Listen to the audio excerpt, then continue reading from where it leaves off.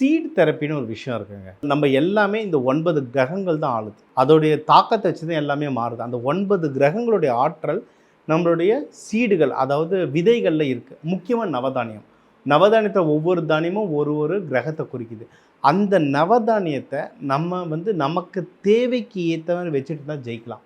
For example, நீங்க ஒரு பேர் இப்ப ராஜா அப்படின்னு இருக்கீங்கன்னா, அது சூரியனையும் குறிக்கும், குரு பகவானையும் குறிக்கும். ஸோ உங்கள் ஜாதக கட்டத்தை பார்த்துட்டு நீங்கள் ராஜா ராஜா சுந்தரம்னு இருக்குன்னா, அந்த பேருக்கு உங்கள் ஜாதகத்துக்கு எந்த நவதானியத்தை, அது கூடவே ஒன்று சில தானியங்களை எதை கையில் உங்கள் பாக்கெட்டில் எப்பவுமே வச்சுட்டு இருந்தால் அந்த கிரகத்தோட சக்தி வந்துக்கிட்டே இருக்கும். ஒரு ஃபுல் சார்ஜ் ஆன மாதிரி இருப்பீங்க. அதே மாதிரி உங்களுக்கு இப்போ குழந்தை பாக்கியமோ இல்லை வேலை ப்ரமோஷனுக்கோ அதுக்குன்னு சில நவதானியம் இருக்குது. எக்ஸாம்பிள் குரு பகவான். அப்போது நீங்கள் கொண்ட கடலையே கொஞ்சம் கையில் வச்சுக்கணும்.